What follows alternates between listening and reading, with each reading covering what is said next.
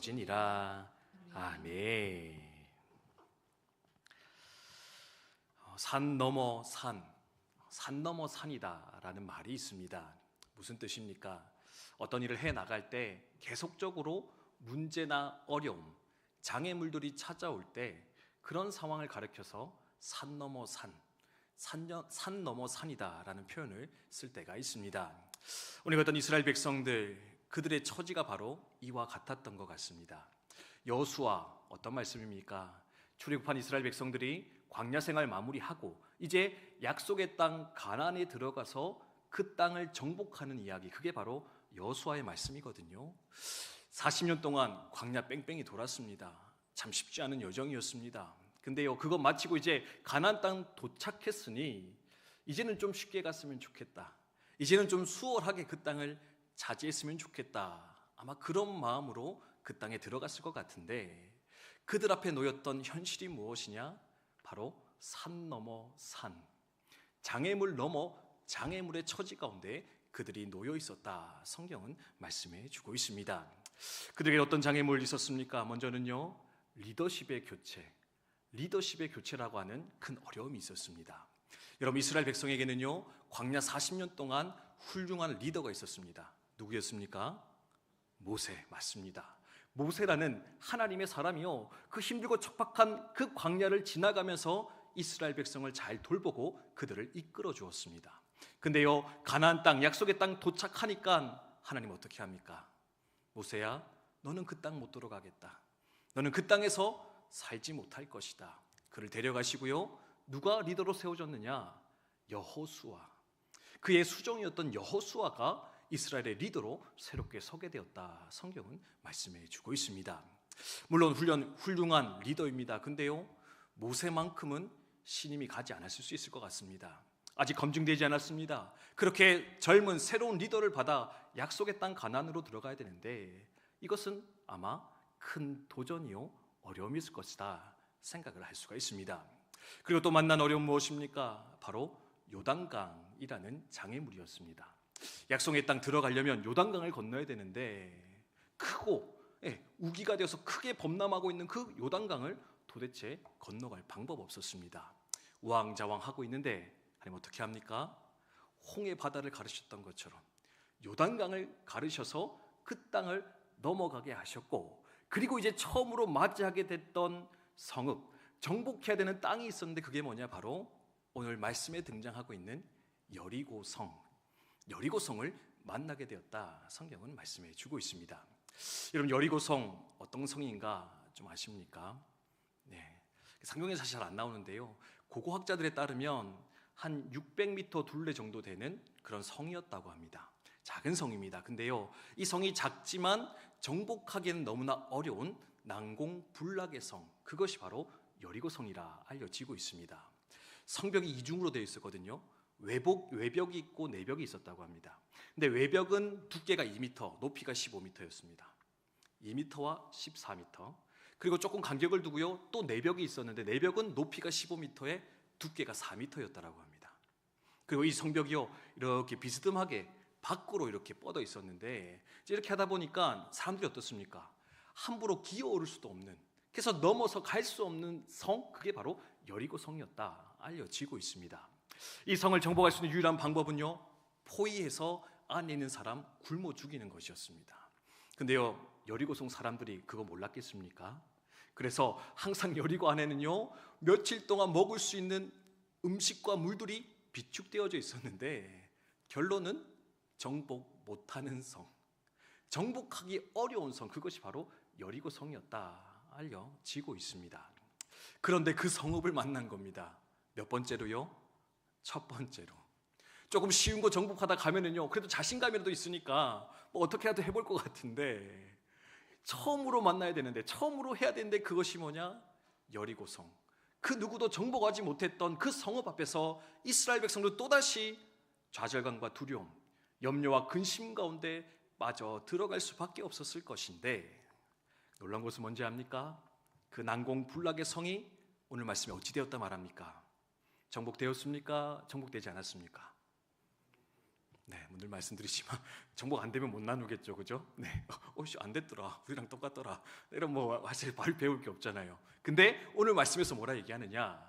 그 난공불락의 성 여리고 성조차도 하나님께서는 정복하게 하셨고 그 땅을 차지하여 마침내 가나안 정복을 위한 행진을 힘차게 출발하게 하셨더라.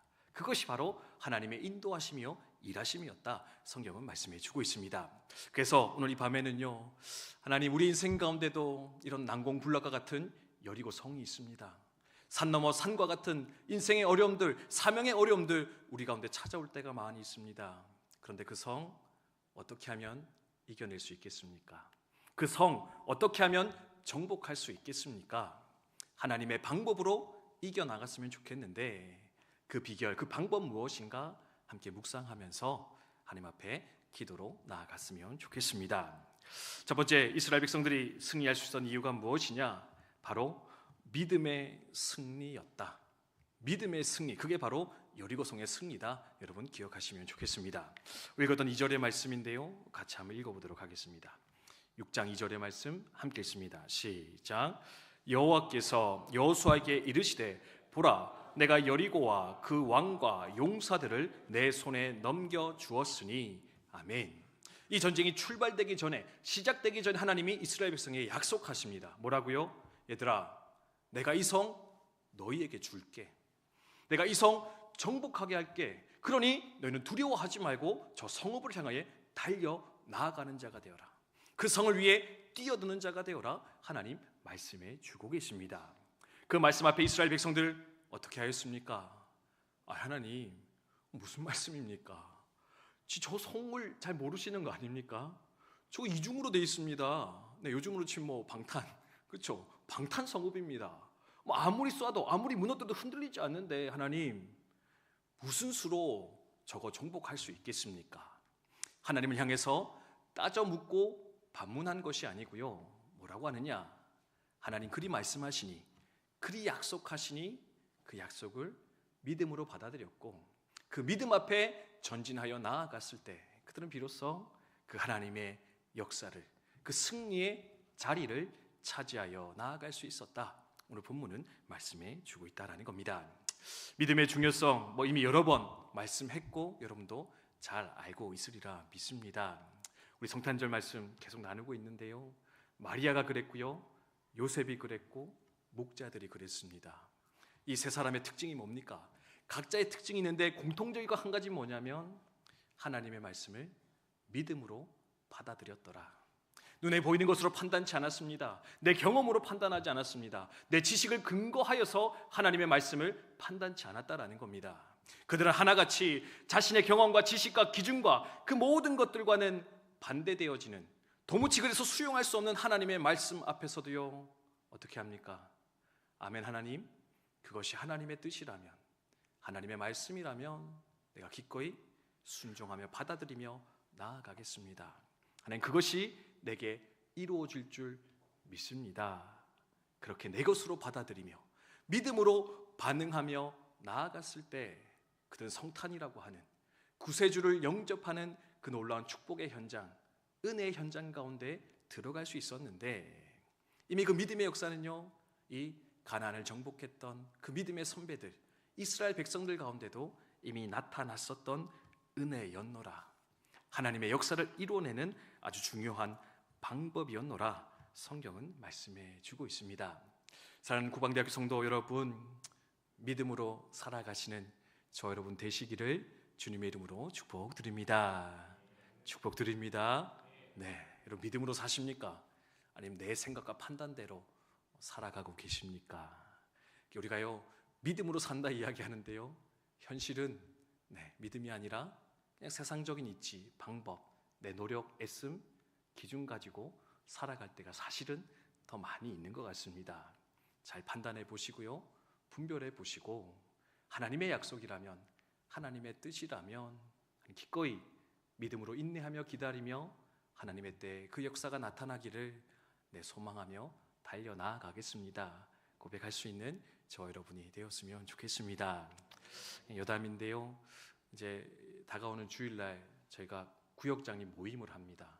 여러분 다들 우리 온 교인들의 관심사인 것 같던데 내년 되면 구역이 개편되거든요. 네, 새로운 구역이 돼서 새로운 출발을 하려고 하는데 모든 분들이 기존의 구역이 너무 좋아서 그냥 여기가 좋사오니 여기 남게 해달라고 그렇게 마음 먹고 생각하고 있다 제가 이야기를 듣고 있는데, 아무튼 제가 이번에 이제 와서 건의 들은 것은 7개 구역인데 한 10개는 있어야 된다. 네, 구역이 좀 작다.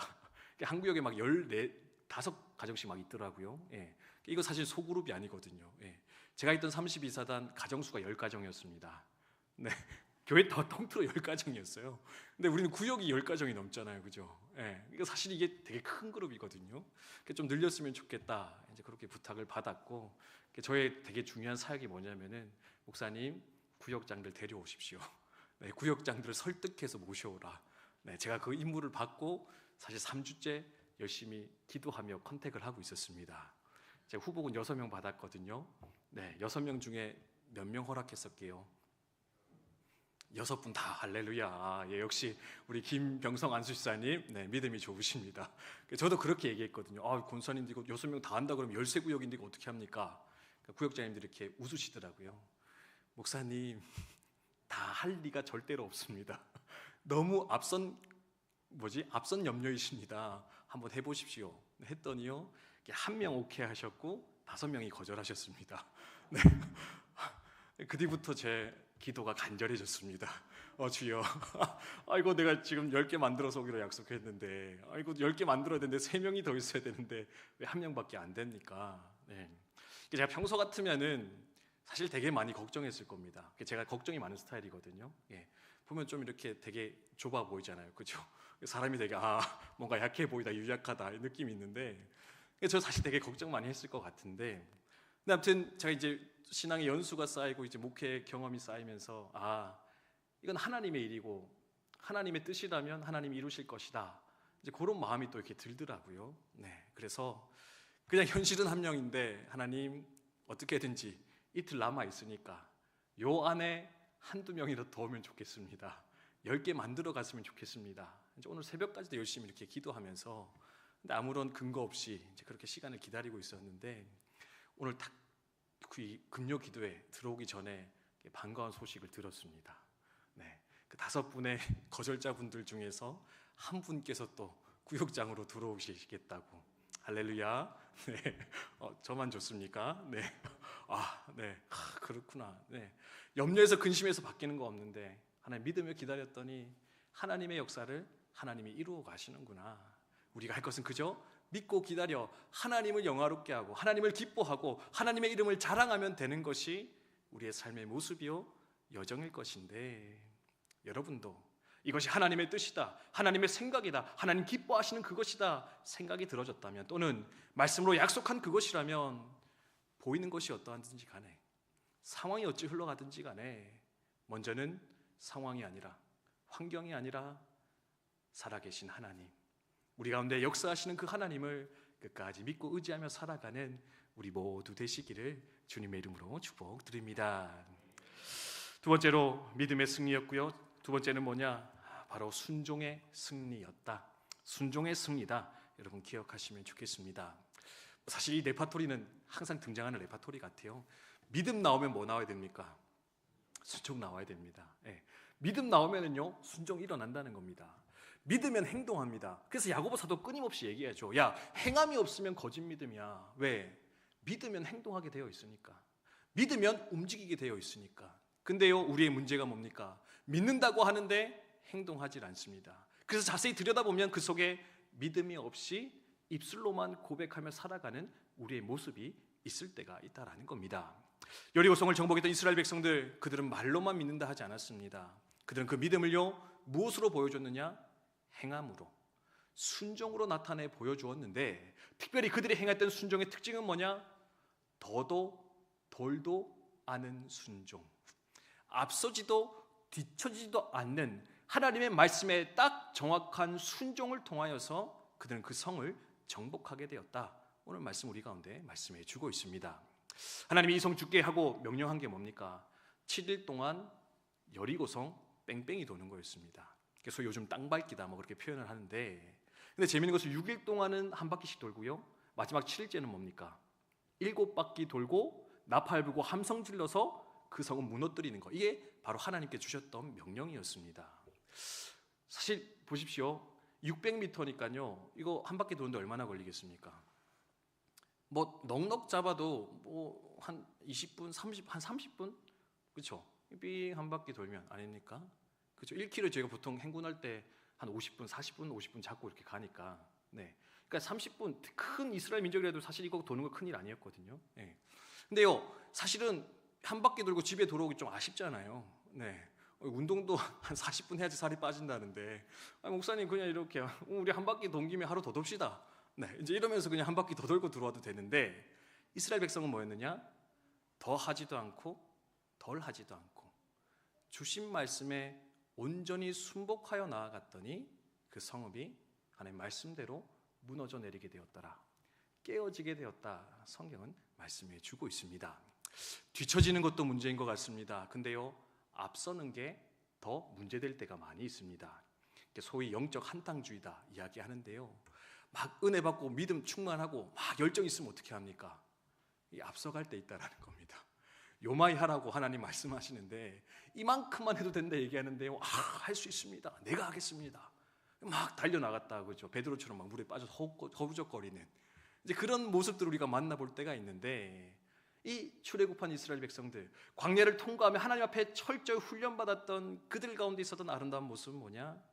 앞서지도 뒤처지지도 않는 그 말씀에 정확히 순종하여 나아가는 아름다운 순종의 모습, 그들이 바로 하나님의 역사를 이루어내게 되었다. 성경은 말씀해 주고 있습니다.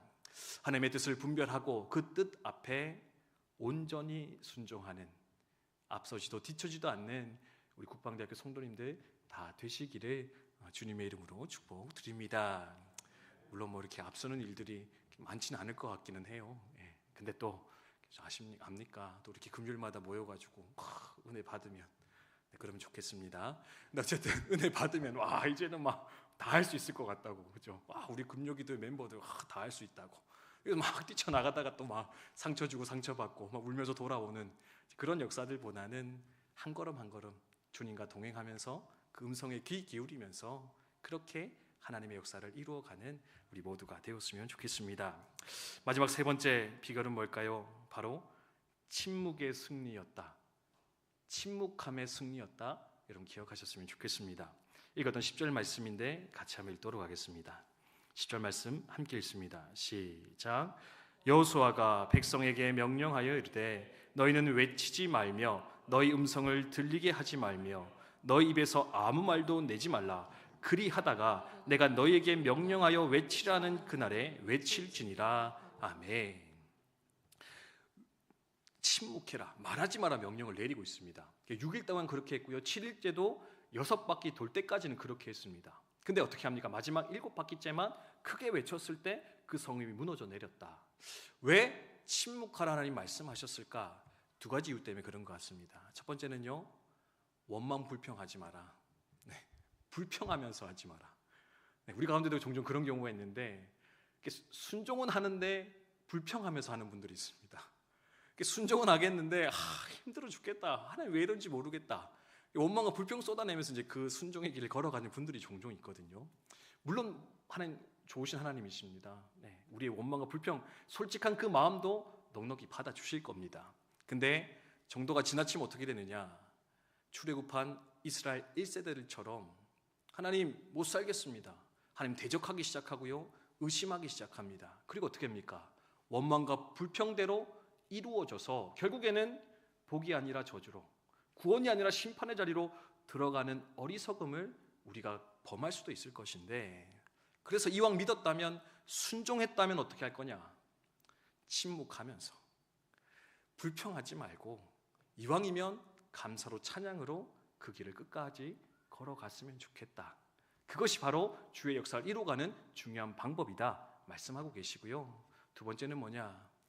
침묵해야 하나님의 음성을 들을 수가 있습니다. 침묵할 때 하나님의 음성은 크게 더 잘 들려질 수 있다는 겁니다. 여러분, 나는 계속 불평하고 있는데, 내가 계속 떠들고 있는데 하나님의 음성이 들리겠습니까? 네, 물론 이렇게 대화하면서 들을 수 있겠죠, 그죠? 예. 근데요, 내 소리가 너무 크면은 하나님 소리가 하나님 말씀하시는데 그 음성을 내 음성이 뒤덮어 버릴 수도 있다라는 겁니다. 그래서 필요한 게 뭐냐?